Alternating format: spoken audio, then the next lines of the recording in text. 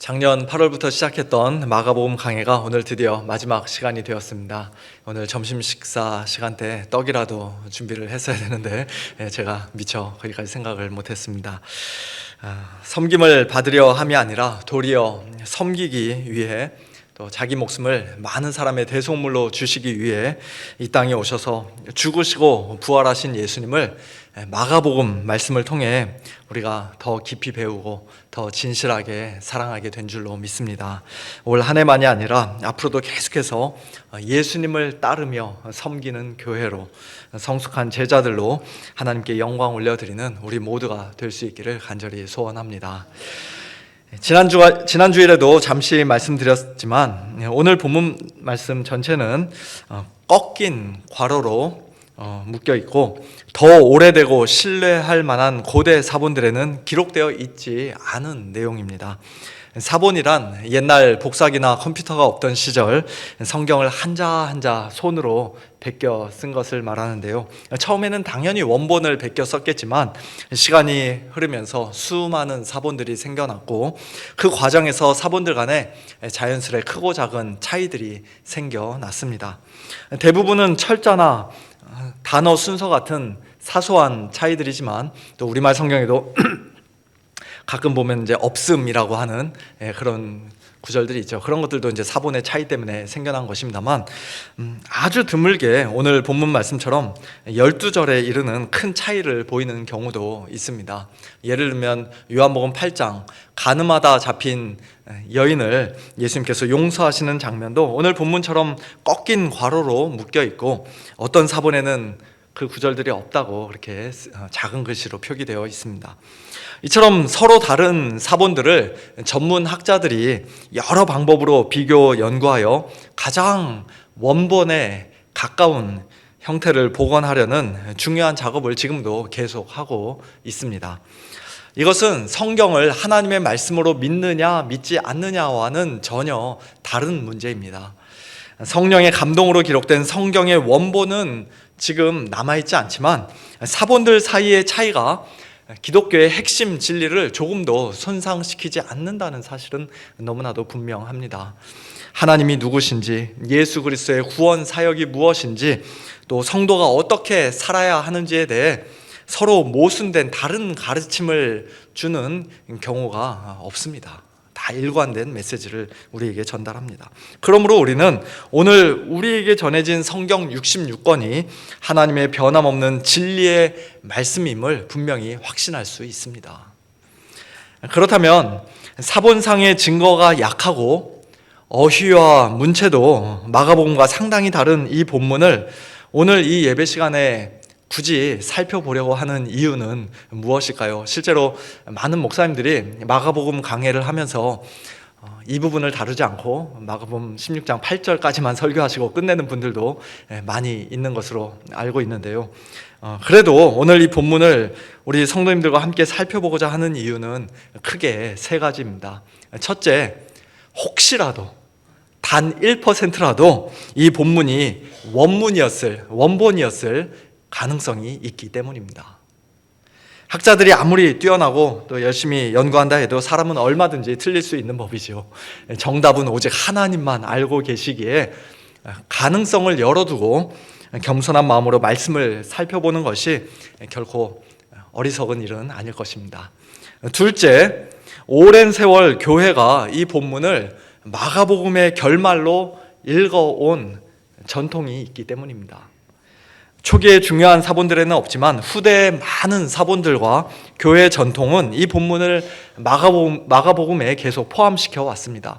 특히 2세기 말 교부 이레니우스라는 분은 마가복음의 이 한 구절을, 오늘 본문의 이 한 구절을 16장 아마 19절로 알고 있는데요. 그 구절을 자신의 책에 기록했을 정도로, 마가복음에서 인용했다는 식으로 기록했을 정도로 이 본문은 비교적 이른 시기부터 교회에 알려져 왔습니다.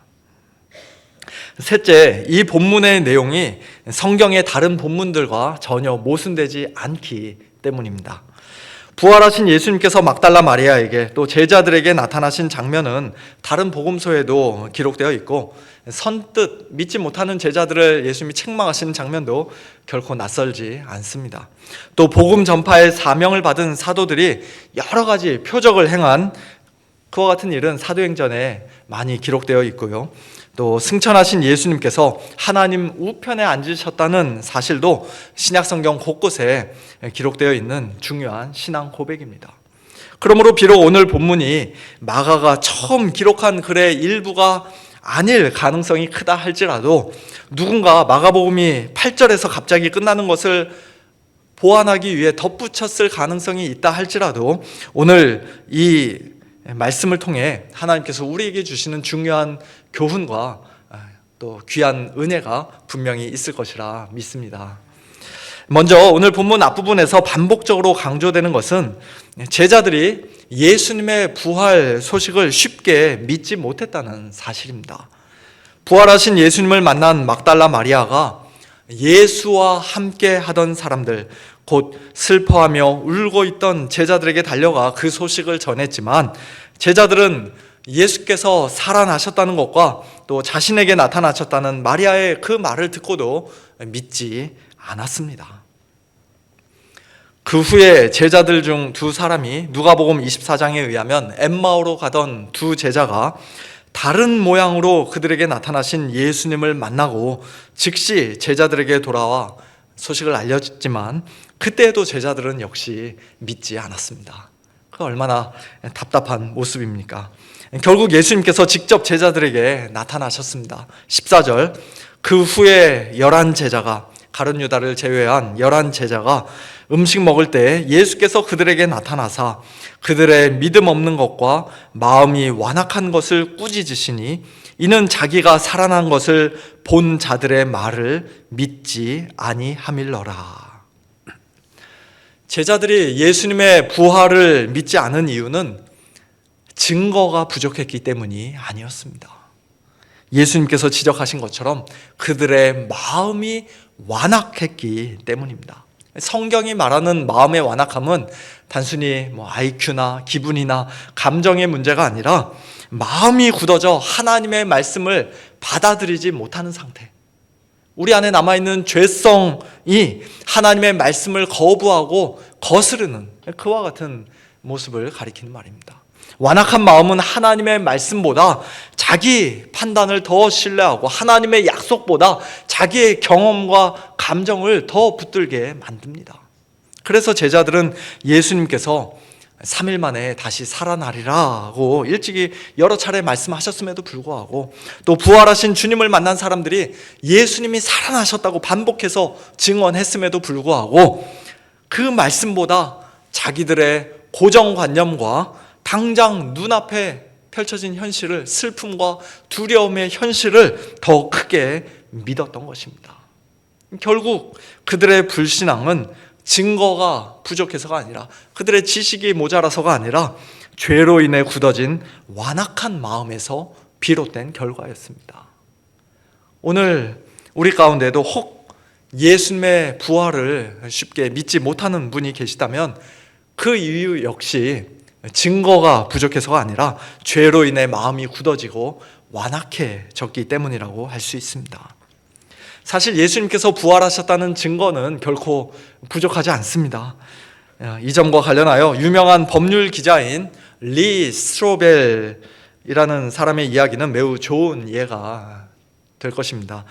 우리 성도님들 중에도 혹시 이름 들어보신 분 계실지 모르겠는데요, 리 스트로벨이라는 이 사람은 미국 시카고 지역에서 가장 영향력 있는 신문사 중 하나인 시카고 트리뷴의 수석 법률 기자로서 법적 증거 분석과 사실 확인 분야의 전문가로 인정받던 사람이었습니다. 좀 어려운 용어들입니다만 아무튼 법률적으로 잘 알고 있었던 사람이었습니다. 그런 쪽으로 기사를 쓰던 사람이었습니다. 동시에 그는 하나님을 믿지 않는 철저한 무신론자였습니다. 그런데 그의 아내가 예수님을 믿게 되자 스트로벨은 그 사실을 도저히 받아들일 수가 없었습니다. 그래서 아내를 다시 이전의 모습으로 돌려놓겠다는 마음으로 예수의 부활은 사실이 아니다라는 것을 증명하기 위해 그가 직접 나섰습니다. 왜냐하면 만일 예수님의 부활이 사실이 아니라면 기독교 전체가 마치 모래 위에 세운 집처럼 한순간 와르르 무너지게 될 것이라는 사실을 그는 너무나 잘 알고 있었기 때문입니다. 그는 기자로서의 모든 전문성과 역량을 총동원해 수많은 역사적 자료와 문헌을 조사했고 고고학, 법의학, 심리학 등 다양한 분야의 전문가들을 직접 찾아다니며 예수님의 부활을 하나하나 철저하게 조사했습니다. 검증했습니다. 그러나 연구하면 할수록 부활이 거짓이라는 증거는 단 하나도 찾을 수 없었고 오히려 예수님이 실제로 살아나셨다는 증거가 압도적으로 많다는 사실을 인정하지 않을 수 없었습니다. 결국 그는 이렇게 고백합니다. 나는 예수님이 실제로 부활하셨다는 결론을 피할 수 없었다. 스트로벨은 마침내 예수님을 믿게 되었습니다. 자, 그리고 자신의 오랜 조사 과정을 담아 예수는 역사다, The Case for Christ라는 책을 썼습니다. 그리고 그의 회심 이야기는 2017년도에 영화로도 제작이 되어 많은 사람들에게 큰 도전을 주었습니다. 스트로벨의 이야기는 우리에게 중요한 교훈을 줍니다. 부활을 믿지 못하게 만드는 가장 큰 장애물은 증거의 부족이 아니라 죄로 인해 굳어진 마음의 완악함이라는 사실입니다. 마음을 열고 진지하고 정직하게 예수님의 부활을 살펴보는 사람은, 그리고 주님께서 그 사람을 도와 그 마음의 완악함을 녹여주게 될 때 그 사람은 누구나 스트로벨과 똑같은 고백을 할 수밖에 없을 것입니다. 나는 예수님이 실제로 부활하셨다는 결론을 피할 수 없었다. 오늘 본문으로 돌아와서 보면 제자들의 마음이 그처럼 완악했고 그들의 불신앙이 매우 컸지만, 그러나 예수님의 사랑이 그보다 훨씬 더 크고 깊었던 것을 우리는 알 수 있습니다. 부활하신 주님은 그들을 슬픔과 낙심 가운데 그냥 내버려 두지 않으시고 다시 찾아오셨습니다. 친히 만나 주셨고 사랑으로, 그러나 단호하게 그들을 책망하셨습니다.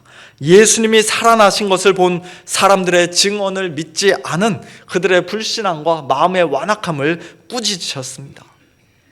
요한복음 20장을 보면 직접 내 눈으로 보기 전까지는, 내 손으로 만지기 전까지는 절대로 믿지 않겠다고 끝까지 고집을 부렸던 도마에게도 나타나셔서 예수님께서 이런 식으로 말씀하시죠.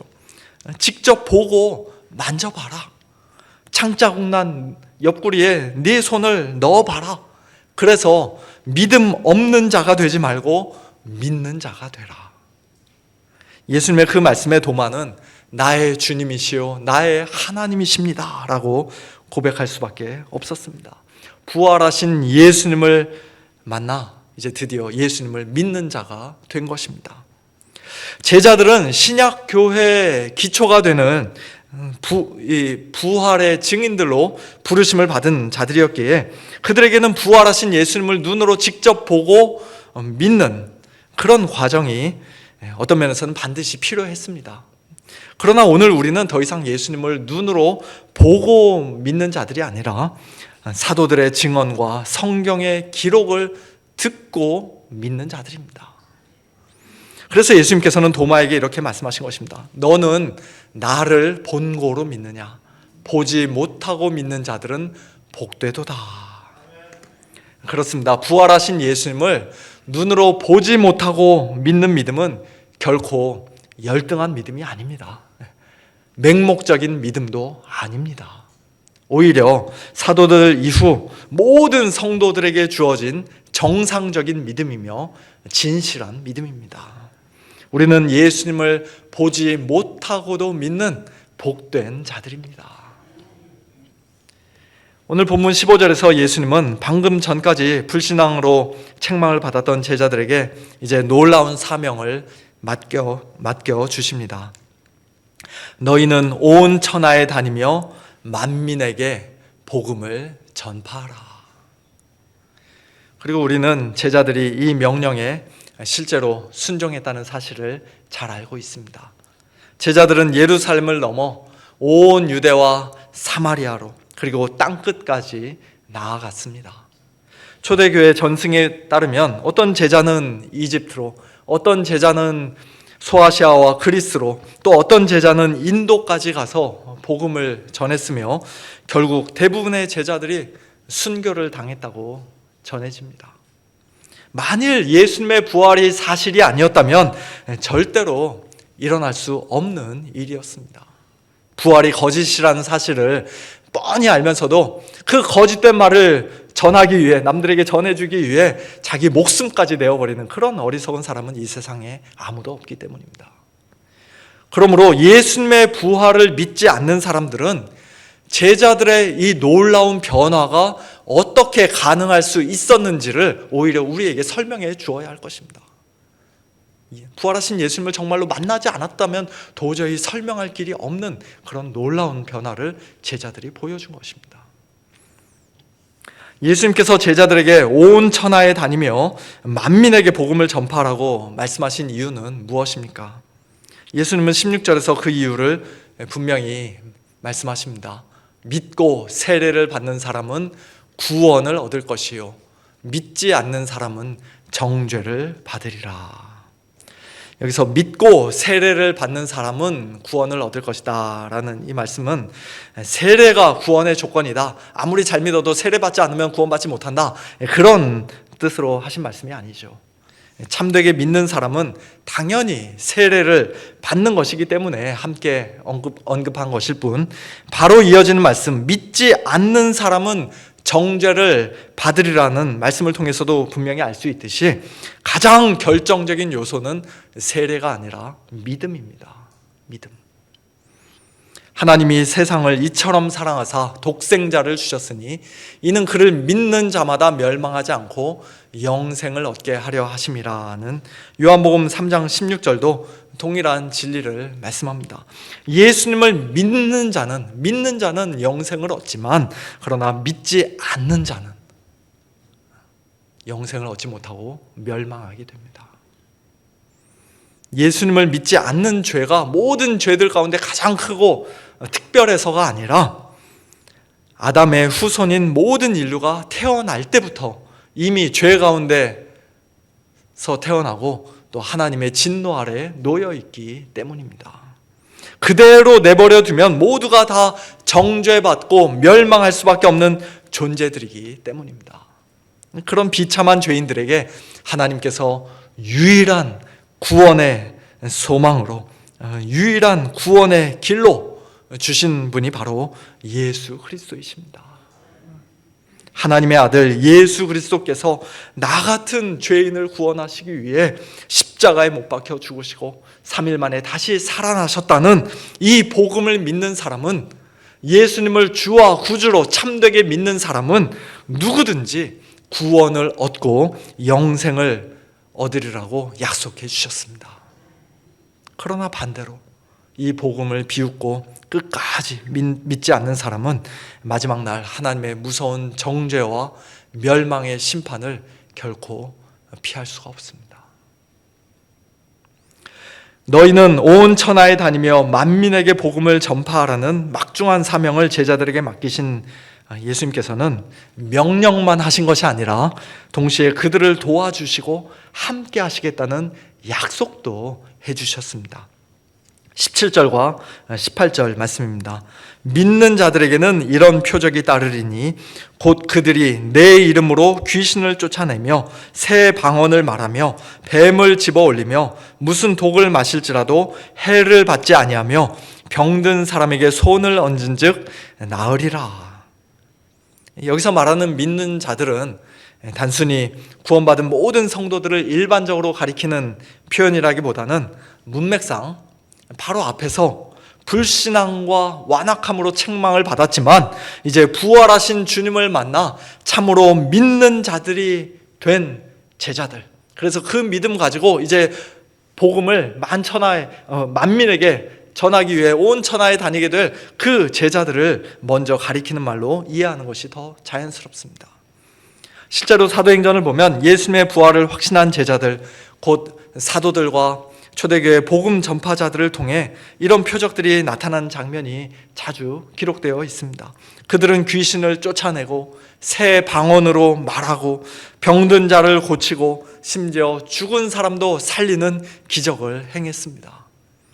물론 독을 마시고도 죽지 않았다는 구체적인 사례는 성경에 기록되어 있지 않습니다. 아마도 독사에 물렸지만 그러나 죽지 않았던 사도 바울의 예가 아마 가장 가까운 예가 될 것입니다.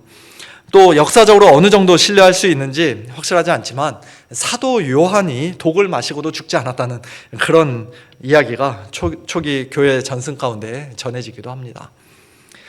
이런 표적들을 오늘날 우리 모든 성도들에게도 반드시 나타나야 하는 표준으로 이해한다면 신앙적으로 큰 혼란이 생기게 됩니다. 귀신을 쫓아내지 못하면 믿음이 없는 사람이고, 방언을 하지 못하면 구원받지 못한 사람이며, 뱀에게 물려 죽거나 독을 마시고 죽은 사람은 믿음이 연약한 사람이다라는 그런 결론을 내릴 수밖에 없기 때문입니다. 병자를 고치지 못하는 성도 역시 모두 믿음이 없는, 아무리 손을 얹고 기도해도 병자가 일어나지 않으면 믿음이 없는 성도요, 믿음이 없는 목사가 되고 말 것입니다. 실제로 미국의 한 극단적인 종파에서는 예배 중에 뱀을 손으로 집어들거나 독을 마시는 그런 행위들을 하면서 그것이 바로 참된 믿음의 증거다라고 그렇게 주장하는 교회들도 있다고 합니다. 잘못된 성경 해석이 얼마나 위험한 결과를 가져올 수 있는지를 보여주는 대표적인 사례라고 할 수 있죠. 그 일로 인해서 얼마나 많은 사람들이 피해를 입었겠습니까? 이 표적들을 먼저 사도들에게 주어진 표적으로 이해해야 한다는 사실은 마지막 19절과 20절 말씀을 통해 더욱 분명해집니다. 주 예수께서 말씀을 마치신 후에 하늘로 올려지사 하나님 우편에 앉으시니라. 제자들이 나가 두루 전파할세 주께서 함께 역사하사 그 따르는 표적으로 말씀을 확실히 증언하시니라. 표적은 제자들이 전한 복음이 거짓이 아니라 참이라는 사실을 확실히 증언하는 역할을 하는 것이었습니다. 신약성경 전체는 이 진리를 일관되게 우리에게 가르쳐주고 있습니다.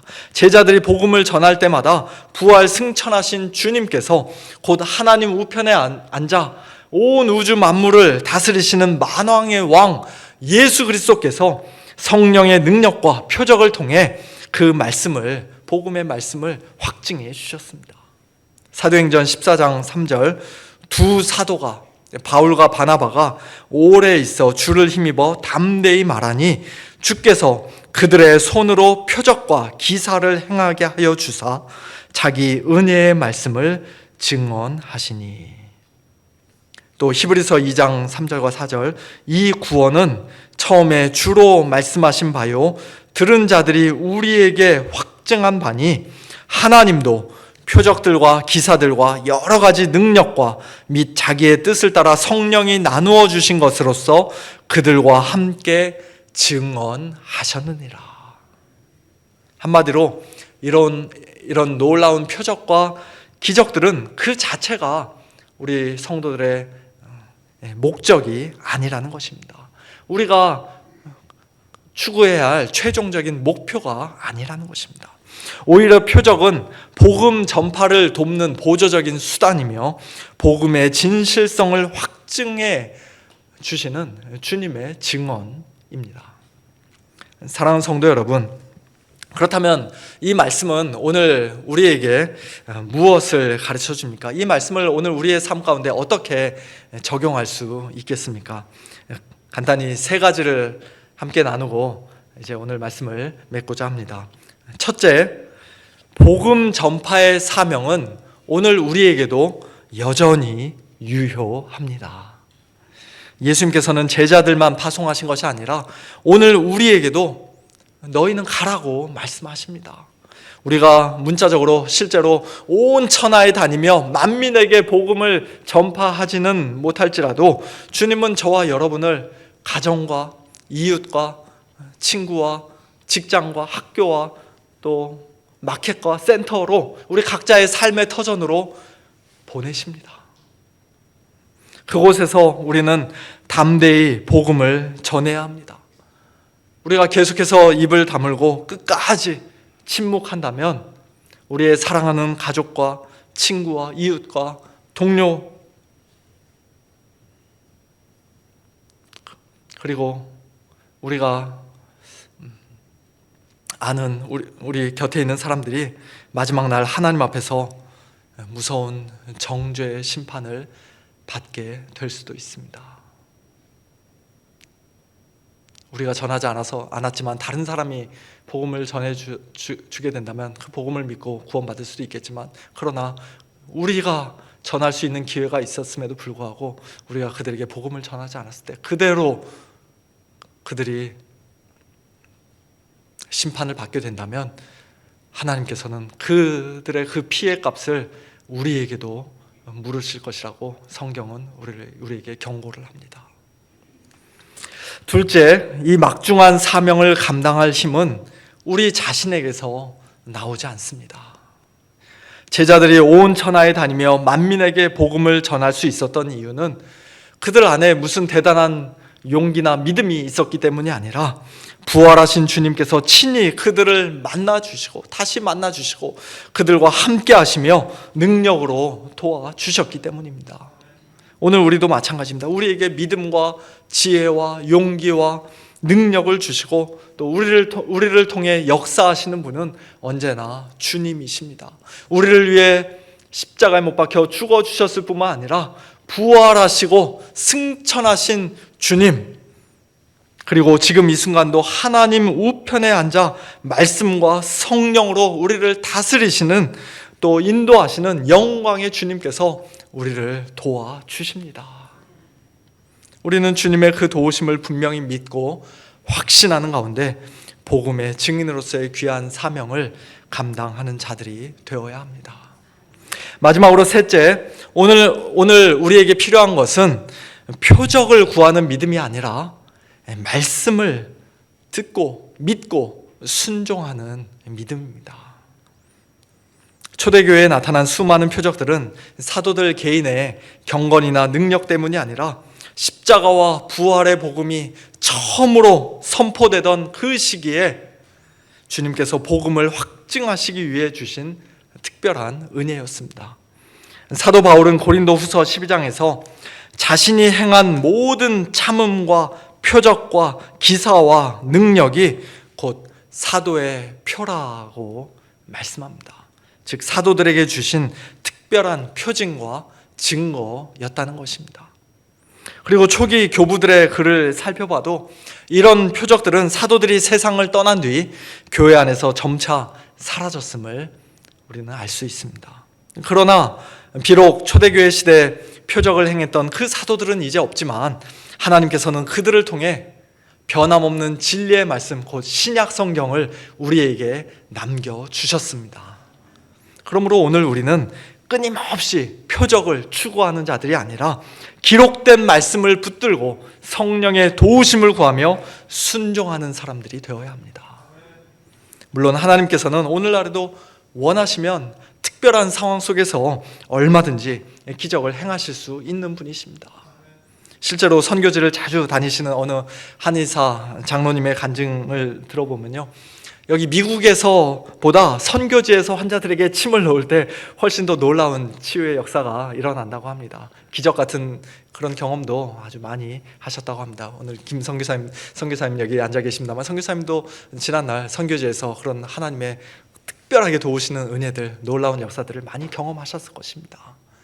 하나님께서 참 그와 같은 일들을 지금도 행하신다는 것이 얼마나 감사하고 또 하나님께 당연히 우리가 영광을 올려드려야 될 일이죠. 그러나 그럼에도 불구하고 특별한 표적과 기적을 지속적으로 쫓으며 추구하는 신앙보다는 하나님께서 우리에게 주신 기록된 말씀을 믿고 따르는 신앙이 훨씬 더 건강하고 성경적입니다. 왜냐하면 성경은 마지막 때에 나타날 표적과 기적들 가운데 대부분이 복음을 확증하기는커녕 오히려 성도들을 미혹하고 순진한 자들을 속이는데 사용될 것이라고 분명히 경고하고 있기 때문입니다. 사랑하는 성도 여러분, 제자들은 처음에는 부활의 소식조차 믿지 못해 예수님께 책망을 받던 자들이었습니다. 그러나 부활하신 주님은 그들을 버리지 않으시고 다시 찾아오셔서 결국 부활의 증인으로 변화시켜 주셨습니다. 오늘 우리도 마찬가지입니다.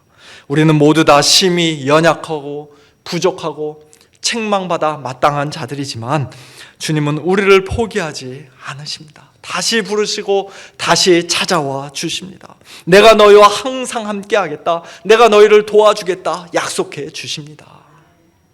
그 약속의 말씀 굳게 붙들고 그 영광스러운 부르심에 겸손히 순종하며 이제 우리의 남은 인생 부활하신 주님을 담대히 증거하는 복음의 증인으로 귀하게 쓰임받는 복된 저와 여러분, 우리 모두가 될 수 있기를, 우리 서문교회가 될 수 있기를 예수님의 이름으로 축원합니다. 함께